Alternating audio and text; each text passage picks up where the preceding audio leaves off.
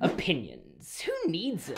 Well, apparently we all do as humans. It's part of what makes us an intelligent species, which we are an intelligent species despite the efforts some people go to not be intelligent. However, I raise this because every now and again I'll finish a video and think, why does my opinion on this even matter? Maybe there's a level of imposter syndrome to that, but why do people care what I think about something? Like, my opinion's no more valid than anyone else's. However, sometimes hundreds of thousands of people stop by to listen to mine. And for that reason, I'd like to open this video by saying my opinion on monsters at work doesn't really matter, but if you're completely new here, there's a little bit of backstory I need to fill you in with before we go any further. So I'm just going to dramatically look to the side and I'm going to have a little flashback scene. You see, I grew up a massive fan of Pixar, and as a kid, 3 movies in particular were always my favorites, I'd say. One of these being Monsters, Inc. The other 2 being Toy Story 1 and 2, if you didn't work that part out for yourself. And then my whole career on YouTube took off 5 years ago because of a video about Boo, a character from Monsters, Inc. And I'd also generally consider myself to be one of the biggest advocates and, well, fans of Monsters University in the world. It's an almost perfect prequel, and I don't know how many times I'm going to have to keep explaining this to you guys. So, safe to say, these movies mean more to me than your average fan. I mean, I'd consider them to be a part of who I am. But with that said, I've also been rather vocal that I didn't want a sequel to the original movie. I thought the ending with Sully opening the door, seeing Boo, his face lighting up, was perfect, and the idea of them trying to follow that up was essentially impossible. So I plan to approach this show with a level of caution. I mean, make a fun show with the characters we know and love by all means, but don't tarnish that ending. And then the craziest thing happened.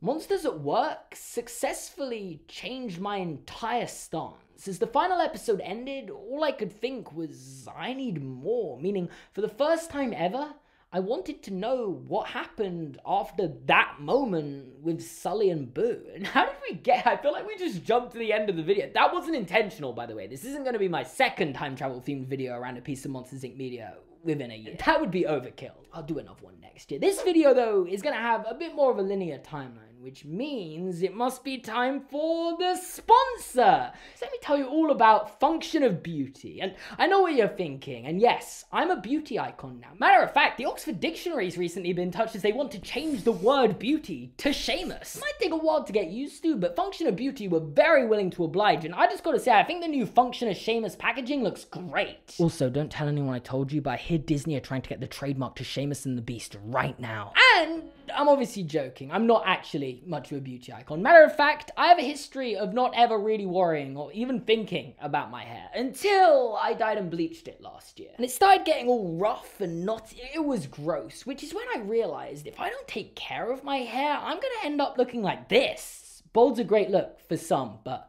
I think we can all agree I'm not in that some. Can we cut to the back? Yeah, ooh, fancy cinematic shots of the oh, so yeah, it isn't just there to look good, by the way, it's useful too. And well, first things first, Function of Beauty make their products with you specifically in mind. So you get to do this cool hair quiz and find out what kind of product you need. I've got this shampoo and conditioner with the goal of hydrating my hair and then nourishing my roots with this lovely pear scent. So if you meet me in person, make sure to compliment how my hair smells, because seriously, not enough people have been saying that. And I also got this lovely leave-in treatment, which you can just add a little bit to your hair and then you can be a beauty icon too! So make sure to check out the link in the description down below. If you use my link, you can get 20% off your first order. So I don't know why you wouldn't do it. Everyone needs shampoo. Just use it. Okay.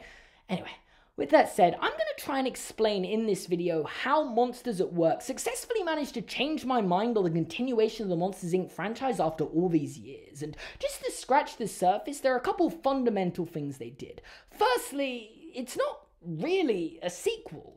Kind of. I mean, it takes place in between Waternoose's arrest at the end of Monsters, Inc. and then the epilogue where Sully meets Boo. So therefore, it revolves around aspects of the story that I actually find intriguing to do with Mike and Sully building the first laugh factory from the ground up, expanding on why moving on from scaring was 100% necessary beyond the power benefits from a more moral standpoint in the monsters' perspectives, and showing how those working in the factory have to adapt to that change. Then, secondly, by not making making Mike and Sully the main characters in the show, which honestly shocked me. I mean, they're more important in some episodes than others, but on the whole, the show, from its opening scene, is all about Tyler Tuskman. The main storyline revolves around his motivations and character growth to do with his relationships with the rest of the Monsters, Inc. facilities team, or MIFT. And this is actually perfectly illustrated in the final moments of the series, where they pan away from Sully looking at his picture of Boo to focus on the MIFT crew, and most notably, Tyler. And I'm talking about at the end again. My point was that this could and should have been an extremely divisive decision for the showrunners to have made. I mean, we're not going in knowing nothing here. We're 2 films deep, but they've just decided to set the main characters to the side.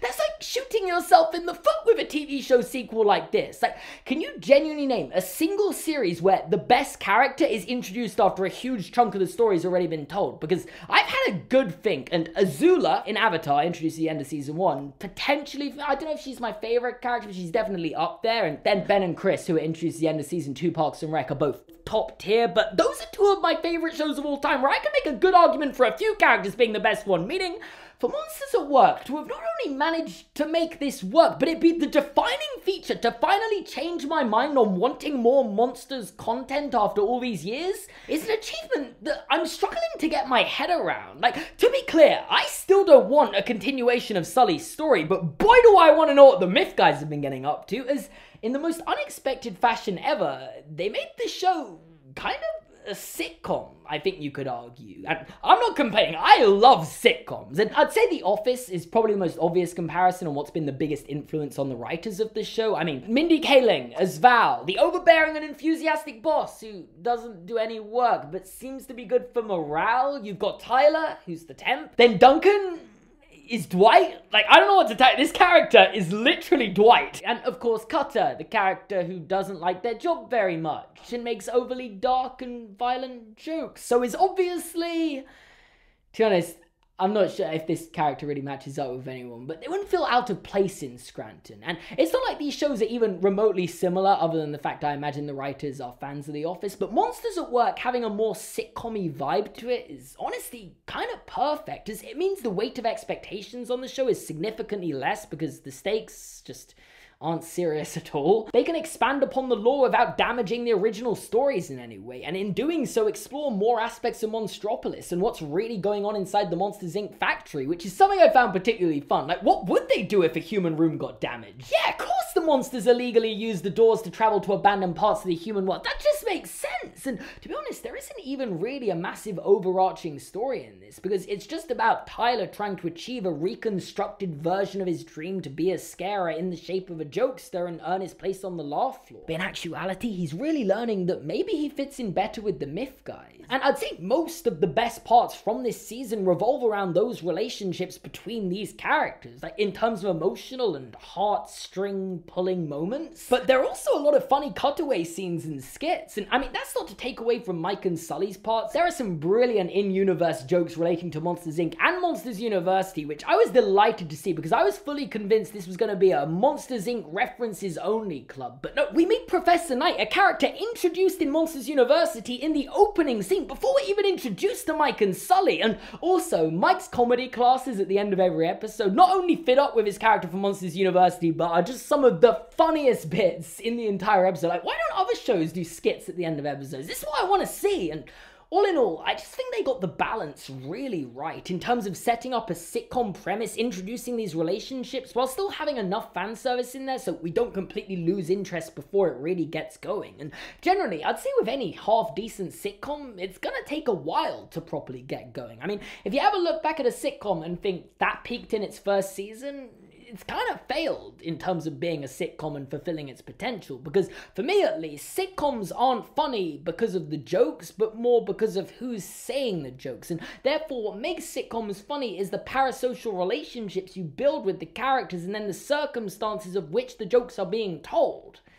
Did that make sense? Because I just went off script for that. Meaning it can take time to like and understand the characters and their motivations, and Monsters at Work lays that groundwork in a really solid fashion, which is why I think we need a season 2 now. I mean, anybody know if there's a season 2? They tease it at the end of the final episode, but there has been no confirmation or even hints that they're going to be making another one at all. Like, I speak for everyone when I say we need more, because what was the point otherwise? All that character development and then that's just it? for nothing? So yeah, while I've been almost nothing but positive about the show so far, I keep looking at the linear timeline this video is meant to be following, and there's this weird dark patch coming up, which means it's time for a new segment I like to call Nothing But Negatives, where I briefly go through the things that unfortunately I didn't really like about the show. So if you just want sunshines and rainbows, this probably isn't the segment for you. But for example, while I did like most of the humor throughout the show, there were also a lot of jokes that it wasn't funny quite a bit. And I think a really specific issue with it being a TV show sequel to a couple movies like this, and the overall length being significantly longer than your average Pixar film, meant that some of the jokes aren't just reused, but end up going on way too long and are stretched out to the point,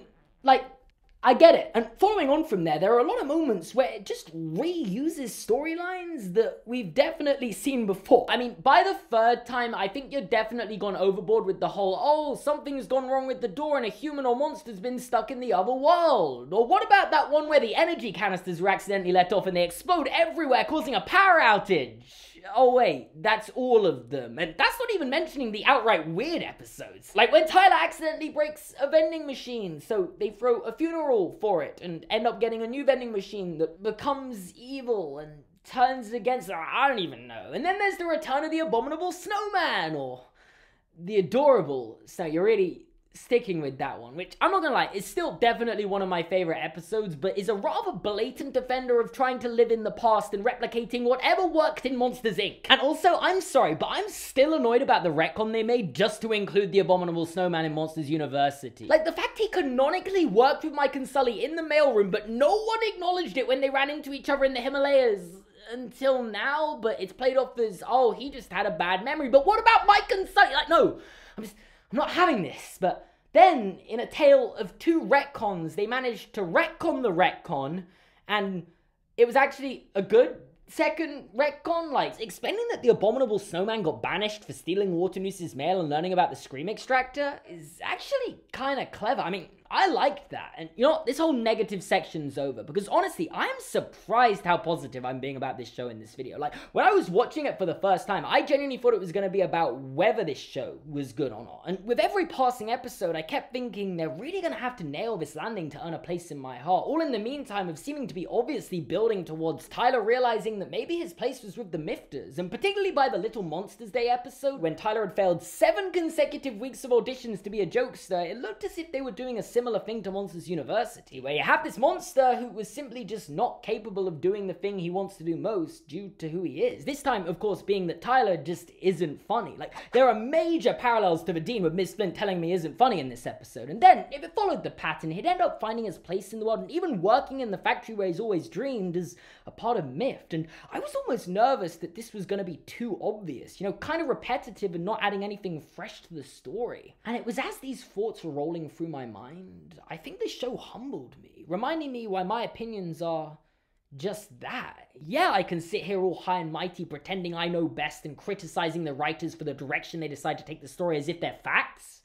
But at the end of the day, they clearly knew best. As later on in the same episode, Tyler accidentally cracks the code on how to make a kid laugh. And it brought me back to one of my favorite moments in this entire Monsters franchise, in Monsters University, where we see that there's no one type of monster that's perfect for the job, but the times scaring and now being funny. I mean, sure, there are going to be some who are more naturally gifted, and I'd written Tyler off because he wasn't one of those, but once he finds the thing that makes him funny, all he has to do is use it to his advantage. And it's the timing of this that makes it such a strong end to the show, just as he's considering becoming a part of the Mift crew. Like, in the following episode, his entire motivations have changed. Before, he was finding himself getting into trouble in the pursuit of becoming a jokester, sometimes making himself unlikable in the way he was treating the Mift guys. But in this penultimate episode, he's found himself trying to resolve an issue in the aid of Mift, and really seems to have cemented his place in with them, and that's when the chance arises. He finally gets an opportunity to work on the main floor and achieve his dream of going into a kid's room and generating power. Of course, not in the way expected, but nonetheless. And obviously, this is a very low-stakes show, but it reminded me of what makes sitcoms good. Just how easy they are to relate to. Like, I personally can't relate to harboring an alien child in my home and trying to return it under the noses of a massive agency, all in the meantime of trying to break an all-time record at my job. I don't get up to that sort of stuff on Wednesdays. Thursday, though, maybe. Or, getting kicked out of my dream school, so I end up wagering the head teacher that I'll win a competition to get me back in. Yeah, I can imagine myself in that situation, but I can't personally relate to it, and I'm willing to bet that the majority of people watching can't either, whereas Tyler's situation is comparatively something we probably can relate to. He's been offered his dream job, but doesn't know if he'll be any good at it, and if he takes it, he'll have to leave the comfortability of his current job and all the colleagues he's grown to really like. So suddenly, it's a tough decision for him, and having to make a decision where you might lose some friends in the process is something that most people will have to do at some point or another, and while I thought him becoming a jokester at the end would completely ruin his arc, it doesn't, because he completes his arc. He wants to remain a part of myth despite the opportunity. That's the arc, and, well, like, he was going to until they encourage him to go take it on. This doesn't happen much, but the final episode has genuinely left me at a loss for words. It's so good, beyond what I could have imagined. Like, it's got that beautiful scene where Sully explains to Tyler why laughter has to be the future. Mike gets to prove to Roz that laughter is the future. Tyler is literally the person who invents the big canisters we see at the end of Monsters, Inc., which, talking about that, the final scene where Tyler walks out for his first fall down the laugh floor takes place during that epilogue before Sully goes to see Boo. I love that. And honestly, I think this is the perfect final episode, which I know I've said before that sometimes a good ending can trick you into thinking something's better than it is, and I stand by that. I'm almost certain that's what's happened to me here, but I don't care because I need more monsters at work now. And maybe at the end of the day, that's essentially it. My opinion was we didn't need to see Boo and Sully's story continued, but I love this world it takes place in, and being able to go back there is like escaping to my childhood once again. So I'm happy to report my opinion has officially changed, because now I want to know what happens next. In Tyler's story, in Val's story, Fritz, Duncan, and Cutter's stories, Mike and Sully's story, and I wouldn't even be opposed if Boo returned. But hey, who cares what I think? Well, probably you, since you're still watching this video, and I feel like I need to tackle the most important question still. Is this a Disney sequels video? Because I'm not 100% sure. This is kind of a Disney sequel, but it's Pixar, so I don't know, you can decide. Leave me in the comments thing there. Yeah, okay. Thank you for watching this video. If you enjoyed it, make sure to leave a like. You can subscribe to my channel by clicking here. You can watch another video, my Monsters University video. It's one of my favorite, or if not my favorite video on my channel. Just check that out by clicking here, and check out my Patreon in the description down below. I should probably do that again, but I'm not going to, because